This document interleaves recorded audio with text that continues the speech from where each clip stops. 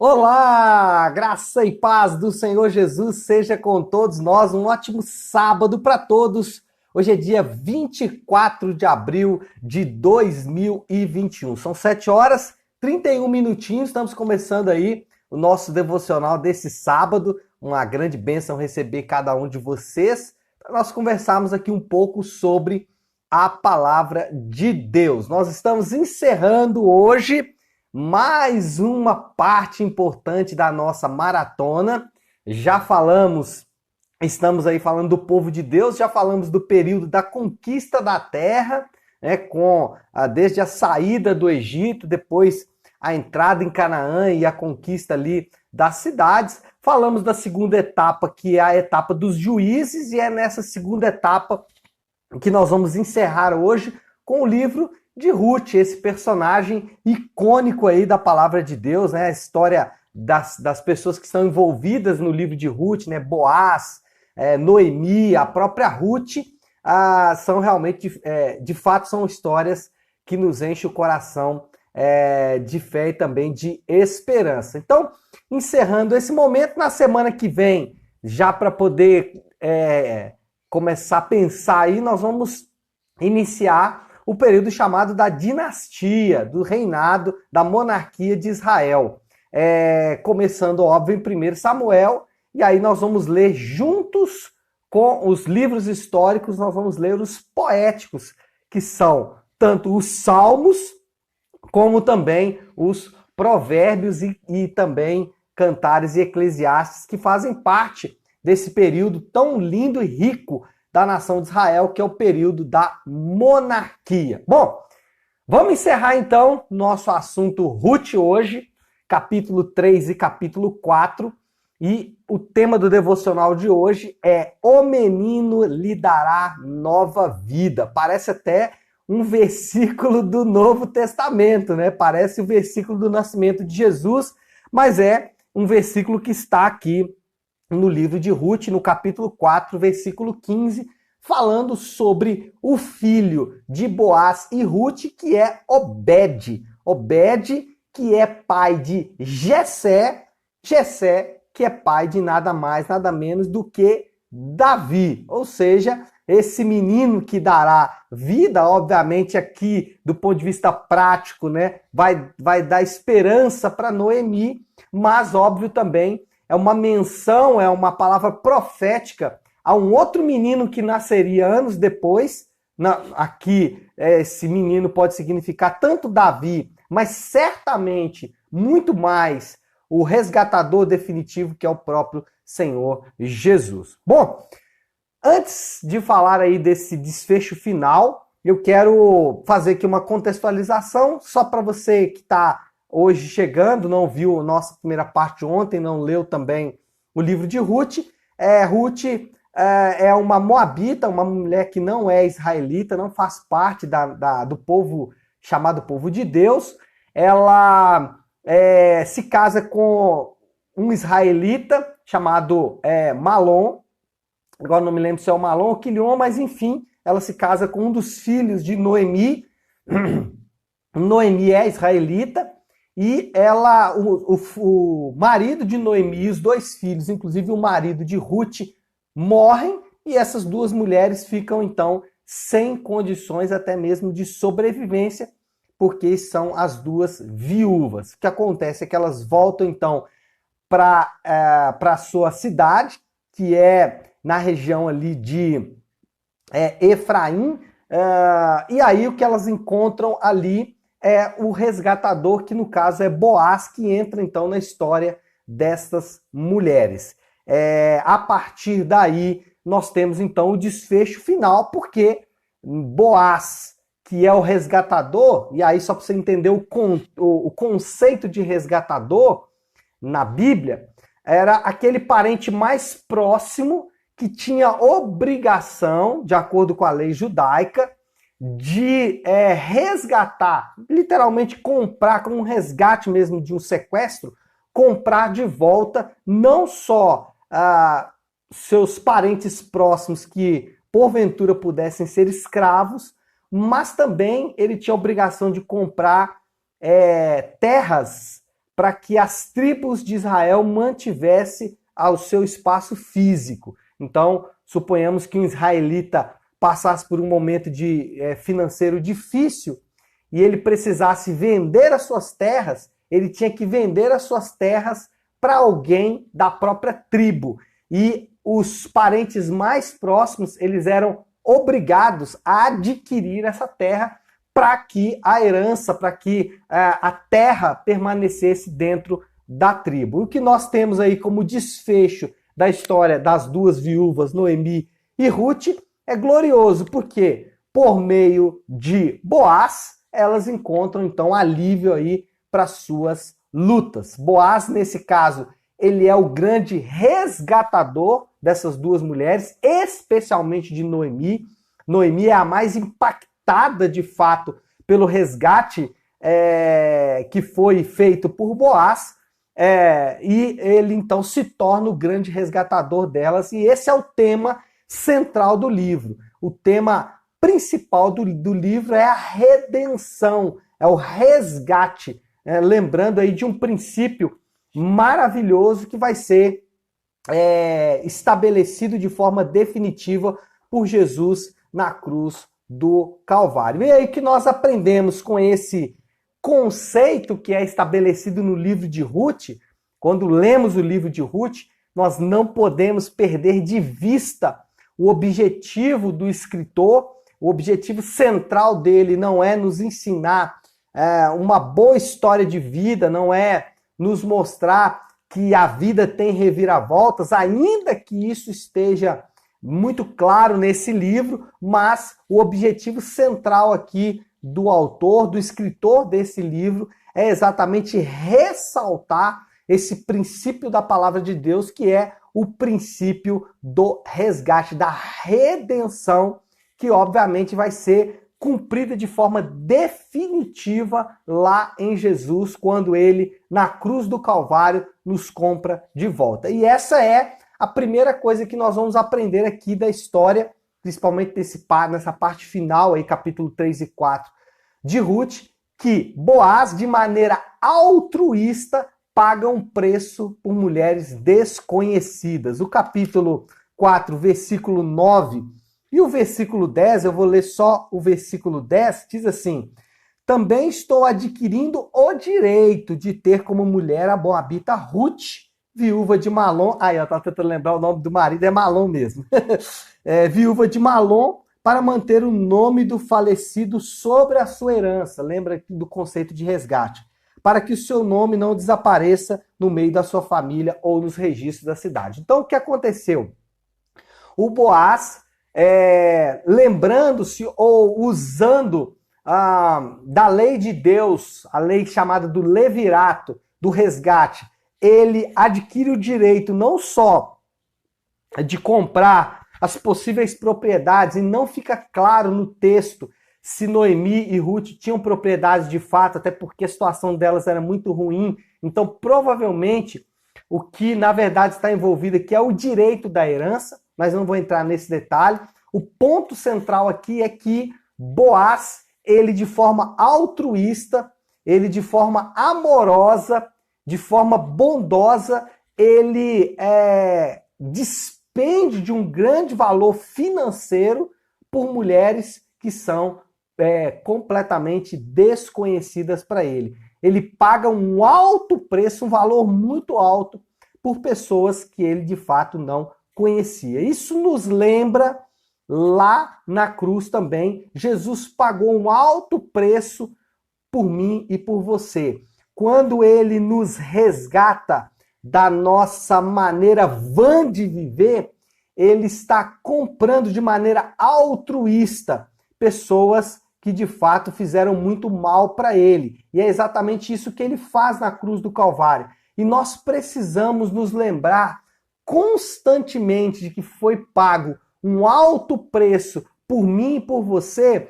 Por quê? Porque muitas vezes nós colocamos o nosso valor em coisas que são apenas humanas. Então, eu acho que o meu valor está naquilo que eu faço. Quando eu não posso mais fazer aquilo que eu fazia anteriormente, eu acho que eu não tenho mais valor. Então isso acontece com muita frequência, de nós colocarmos a etiqueta do nosso valor naquilo que fazemos. Isso desgasta muito as nossas relações.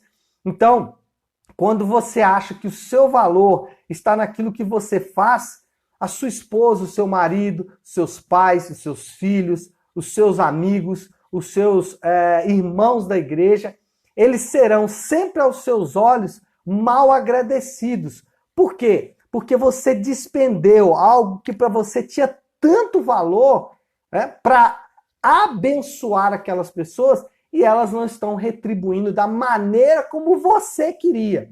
E isso traz um desgaste muito grande. Então, a primeira coisa que nós aprendemos aqui é que o nosso valor não está naquilo que nós fazemos. O nosso valor está em algo que foi feito por nós na cruz do Calvário, por algo que foi feito em definitivo por mim e por você. Aí o nosso valor não estará mais nas coisas que nós fazemos. Podemos fazer as coisas para as pessoas sem de fato esperar nada em troca. Essa semana eu tive a oportunidade, de levar algumas cestas básicas para pessoas muito carentes e pude perceber o quanto essa linha é tênue, o quanto às vezes ajudar outras pessoas, de fato eu estou fazendo para ajudar a mim mesmo, para trazer orgulho e vanglória para mim mesmo que de maneira inconsciente. Então muitas pessoas, elas ajudam pensando o seguinte: na verdade eu estou asfaltando um caminho que eu mesmo vou percorrer. Então, o bem que ela está fazendo, ela não está fazendo para o outro, ela está fazendo para si própria. No final, ela está adorando a ela mesma. Isso é o quê? Mostrar que o seu valor está naquilo que você faz. Boaz nos ensinou que um preço foi pago por mim e por você, e o nosso valor não está naquilo que nós fazemos, mas está de fato naquilo que o Senhor Jesus fez por mim e por você. Segundo, Boaz trouxe esperança para as que não tinham esperança. O versículo 14 do capítulo 4 diz o seguinte: as mulheres disseram a Noemi: louvado seja o Senhor que hoje não a deixou sem resgatador, que o seu nome seja celebrado em Israel.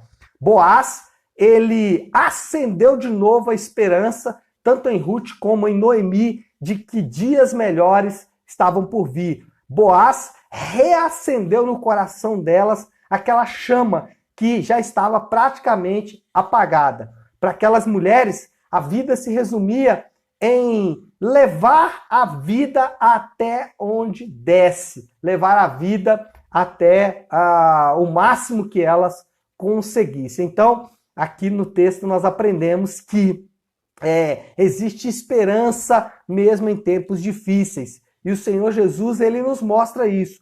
A cruz, ela não é só um símbolo do cristianismo. A cruz não é só um lugar onde Jesus morreu e nós, de tempos em tempos, nos lembramos desse sacrifício. Não.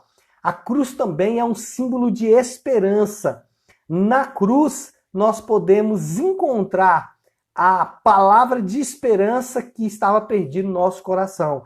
A cruz, ela aponta para uma realidade futura. A cruz aponta para algo que aconteceu comigo e com você, que mudou a nossa história. A cruz me lembra, e lembra você, nos lembra que algo de grandioso aconteceu e que de fato mudou a nossa vida. E não só a nossa vida nesse primeiro estágio da existência, não só nessa primeira parte da nossa vida, mas também mudou a nossa existência em toda a nossa vida, tanto a vida nessa terra como a vida futura. Então nós temos esperança, não só nessa vida, não só nessa época, não só nessa era, mas nosso coração se enche de esperança, porque a nossa vida após a morte significa vida. Se alguém te perguntar, o que vai acontecer com você depois da morte, você pode